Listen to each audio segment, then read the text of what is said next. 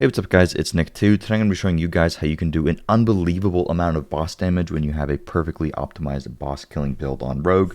You can do upwards of 20 million damage per poison tick, but when you have like a perfectly optimized setup and taking advantage of something, you can do upwards of 30 million damage per poison tick, which is unbelievably insane. It's more than enough damage to pretty much instantly kill Uber Lilith.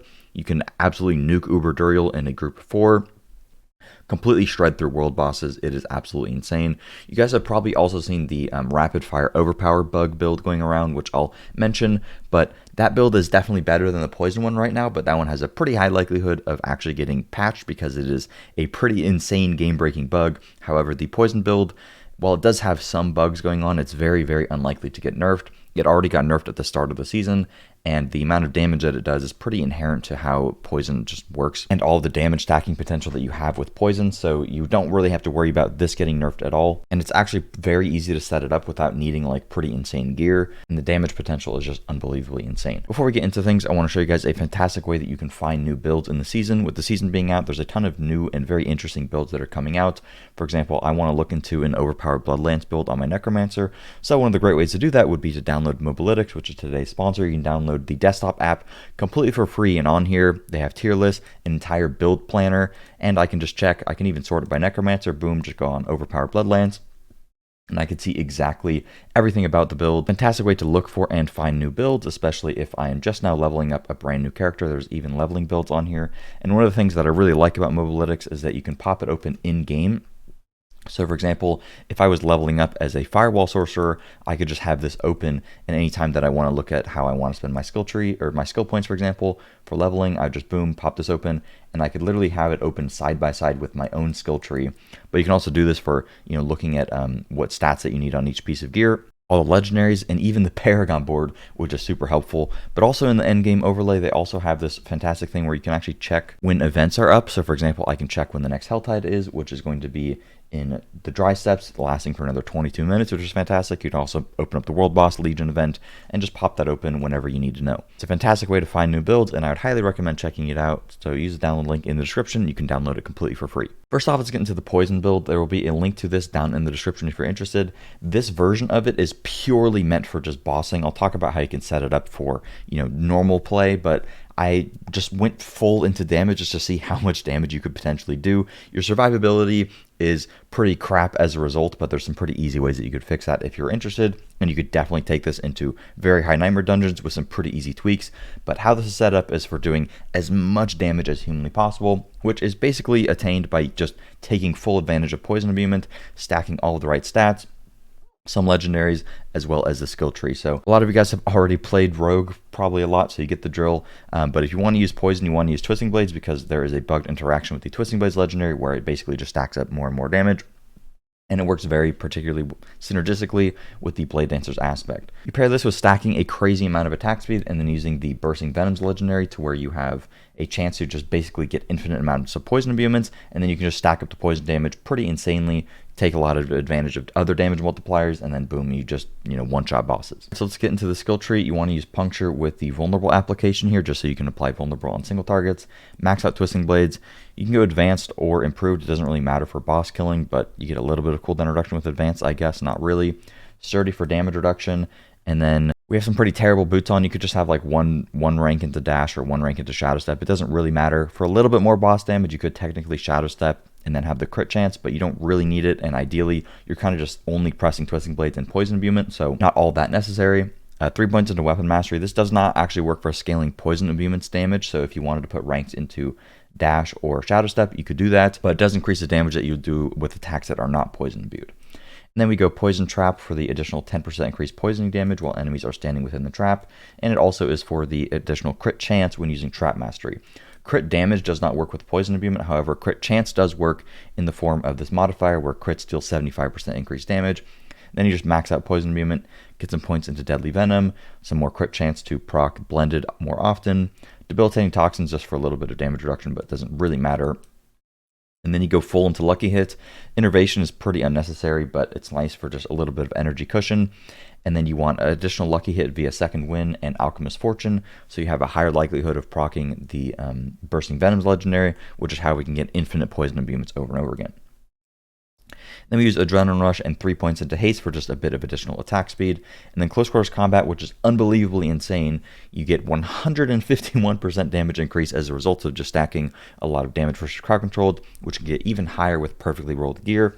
And you can also get 20% attack speed from this, so this is unbelievably insane. Then we pair this with combo points. Combo points also has a bug with Bursting Venoms where it seems like if you are above 2 or 3 combo points and then you use a poison imbued skill, it has a significantly higher chance of proccing Bursting Venoms. So typically when you want to go into a fight, you want to try to get 2 to 3 combo points stacked up prior to actually using the poison imbuement. Now let's get into the legendaries and how you want to set it up. Real quick, I want to mention a bug that currently exists, which is what the rapid fire build is taking full advantage of. This build, as you saw with like the 20 plus million crits, or not crits, but poison dots, those were not taking advantage of this bug, but this build can also take advantage of this bug and do upwards of 30 to 40 million damage per poison tick if you wanted. So briefly, the bug is with Tibalt's Will. The maximum resource basically gives you maximum total combo points. And then if you pair this with Condemnation, the 30% chance to generate 3 combo points actually is a 30% chance to generate full combo points. So basically, you would get a 16 combo point Twisting Blades every once in a while if you were to use Condemnation. This build would not cheese it nearly as hard as Rapid Fire because basically when you're playing, you're just spamming Puncture as well as spamming Twisting Blades simultaneously. So every once in a while, you would get a 20 combo point Twisting Blade, but it's not as insane as the Rapid Fire build because that build is basically scaling it all up for like one hit that just does a massive amount of damage. It is still very advantageous for this build to do that, but if you want to not use any like super game-breaking bugs and have 20 combo points on your Twisting Blades, just don't use Condemnation. But you could equip Condemnation if you wanted to take advantage of this bug. But when you're normally playing with the build, if this bug did not exist, Condemnation is not good because the additional 40% damage from this does not apply to poison imbued skills, or the poison imbuement damage rather, like the damage over time. So Condemnation would not be what you want to use. When it comes to other legendaries, Tibalt's Will by itself is very good for just 40% additional damage, and you pair this with some vampire powers. So vampire powers, you want to use Metamorphosis. Anytime that you spacebar, you're going to just get unstoppable for 4 seconds, and you pair that with Tibalt's Will for 40% increased damage, which is very, very powerful. So right off the rip, you want a spacebar. After that, you want to get Flowing Veins for 60% increased damage, and because we're using Metamorphosis, we are applying a curse, so we always get this damage versus bosses. Undying is good for survivability. Ravenous is unbelievably insane. You get some movement speed, and then boom, you have 80% total attack speed, which is very, very good when bossing. Outside of that, we have Hectic on just for the chance that you don't get a poison imbuement reset, and you're spamming so many punctures that you will end up reducing the cooldown on your poison imbuement just by using Hectic, but it is not necessarily mandatory. If you want to do a little bit more damage, you could use Prey on the Weak instead of Hectic for just 16% increased vuln damage, or you could use Resilience for some survivability. Other legendaries that you care about in order of importance would probably be Blade Dancer's Aspect. You don't need this on a two-hander with this build because one of the bugs is that Poison Imbuement takes full advantage of the return hit damage with this legendary, so you don't actually need this to be on a two-hander. What you do want on your two-hander would be Aspect of Corruption, so that your imbuement skills do 80% increased damage against vulnerable enemies. And then we would want Accelerating on the Amulet for just increased attack speed. This actually goes above the attack speed cap, so this is still very good, and more attack speed means we can get more Twisting Blades out and stack out our poison damage even faster. And of course we want Bursting Venoms. Bursting Venoms is very, very important, and like I mentioned, it's pretty good to take advantage of some lucky hit mechanics as well as stacking up your combo points a little bit prior to using a Bursting Venoms, and often you will just get this to proc and you'll instantly kill things. Unfortunately, there's a bit of variance with this, and when it doesn't proc, your damage is going to be pretty not great, but you still do really good damage if you get like 1 or 2 procs of this. But that is why we use Hectic, so that we reduce the cooldown on our poison imbuement, so we can just melt bosses without having to get the proc. And the last legendary that matters is Pestilent Points. Every third cast of Puncture is poison imbued. I'm not really sure to what capacity this actually helps. It just seems like it makes it a little bit more consistent when you're actually fighting bosses. It also seems to proc Bursting Venoms quite often whenever this is poison imbued. It just seems to add some consistency, but there's also not really all that many legendaries that you would care about. Outside of that, you could get Intercom for just a chance to increase your damage, but you do end up moving a lot, so it doesn't really help you out all that much. Edge Masters literally doesn't work with poison imbuement skills, so this is kind of just for like general, mobbing or something like that. Not really much else you could put on. You could go for an Ashiara's Conjar if you want, but that thing has pretty terrible stats, and you, I believe, are attack speed capped without it anyway, so I don't really think it's all that good, but I could be wrong on that. But it's definitely difficult to get a 925 Ashiara, so I wouldn't really worry all that much about it. Outside of that, you can get Ghostwalker on the boots for 25% increased movement speed, and keep in mind that this movement speed does translate into attack speed with Ravenous, so it's good to have a good amount of movement speed on your boots, as well as with the legendary there. Then for your chest and helmet, ideally with the helmet you would have a Harlequin's crest, but we don't have that, so we just have Aspect of Might. And then on the chest you want Disobedience, just so you don't die, but it doesn't really matter. I'm not going for too much survivability with this setup, right? When it comes to stats on the gear, on the helmet, all you care about is ranks do poison movement for more damage. On the chest, you want percentage damage, and Cutthroat skill damage no longer works, but percentage damage stacks twice for whatever reason, so effectively you would be getting 24% additive damage with this with poison movement, because the game is bugged, so that's fun. On the gloves, you want ranks of Twisting Blades, crit chance, lucky hit chance, and chance to restore primary resource is okay, but it's not really all that necessary. Pants, you want Tibalt's Will for the 40% damage multi. Boots, you want energy cost reduction and movement speed. Outside of that, it does not matter. On the crossbow, you want all stats, dex, damage to close, and damage to crowd controlled. And keep in mind that the damage to crowd controlled converts into multiplicative damage via close quarters combat, so that is very good. And you want the same thing on your daggers as well. You want daggers instead of swords because they are higher attack speed, and you get damage to close, which is better than crit damage because crit damage does not work with poison imbuement. Again, all stats, dex, damage to crowd controlled, damage to close.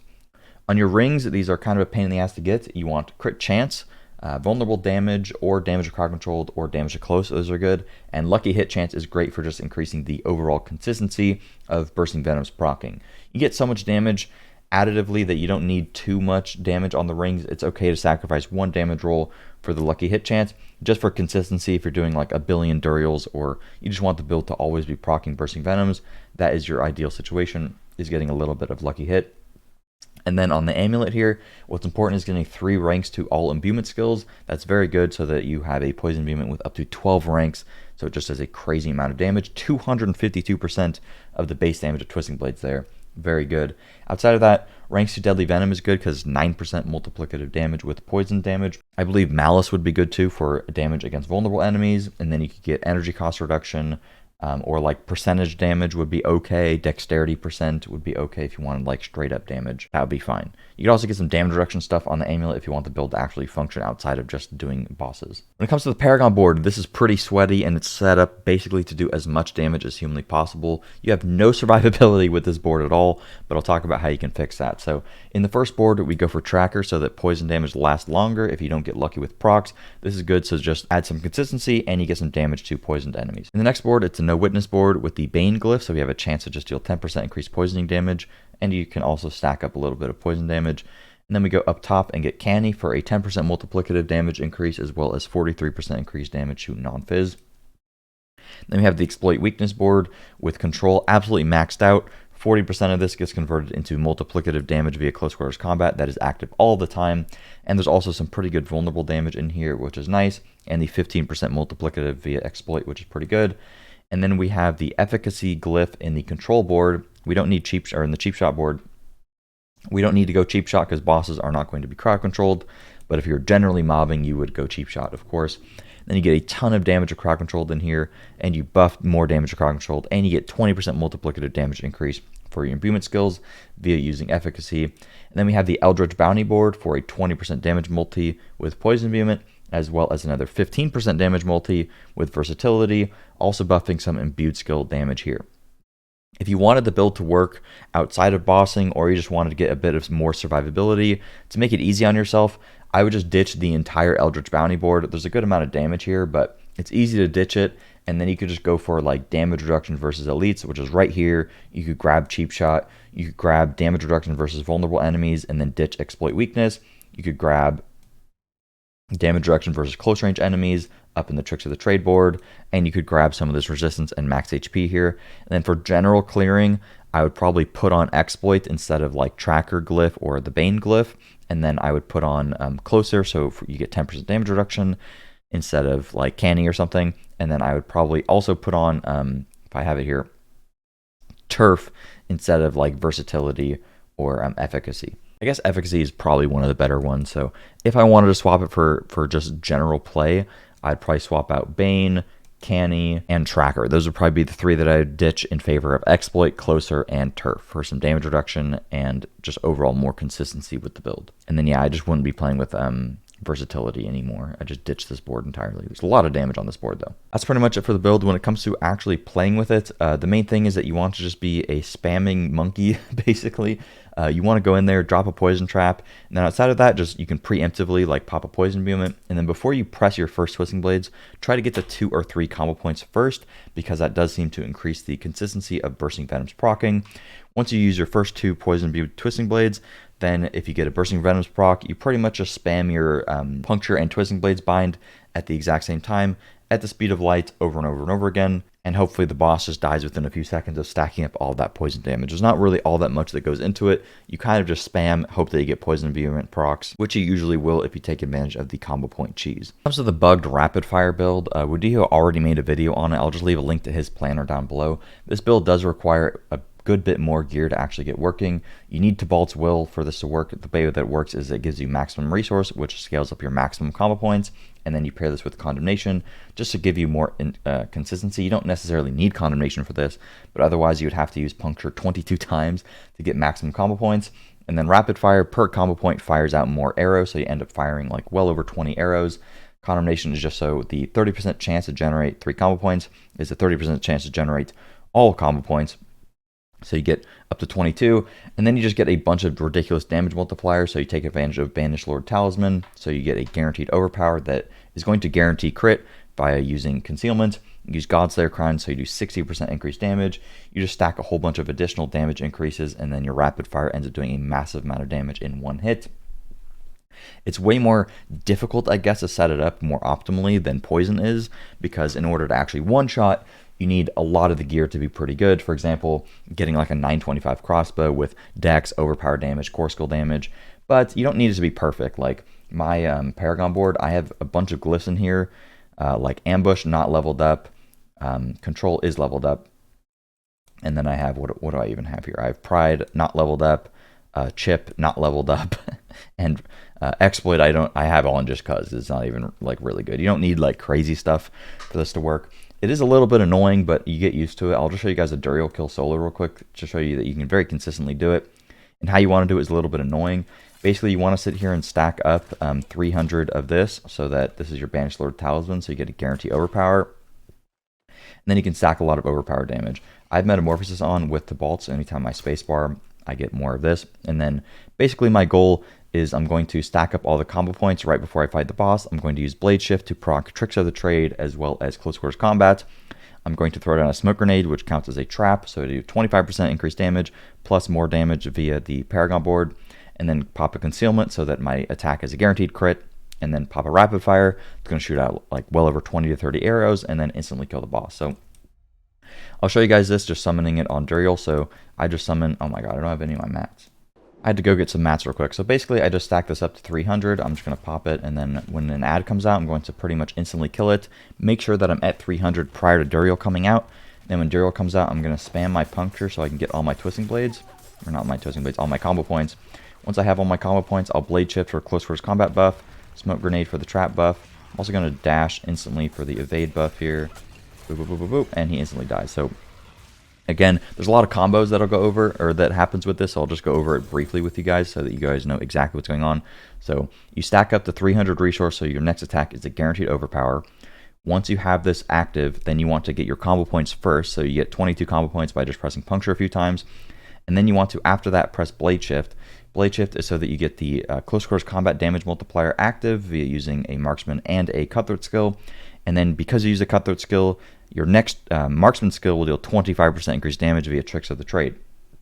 Now that you have that, you can spacebar either first or afterwards. The spacebar is via the Unstoppable with Metamorphosis, so that you get the 40% increased damage multiplier there. But also Rapid Fire, you do 25% increased critical strike damage after you, or 30% increase after you evade, and then you Smoke Grenade, so that the enemy takes 25% increased damage against you, and also even more than that via the Paragon board, about 35% more via Paragon board.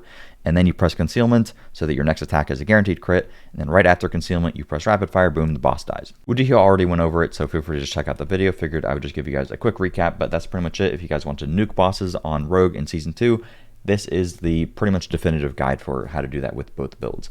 I might make a build taking advantage of this bug with Tibalt's Will and Condemnation for some other stuff, or just general clearing, like with Flurry. I had an idea with that.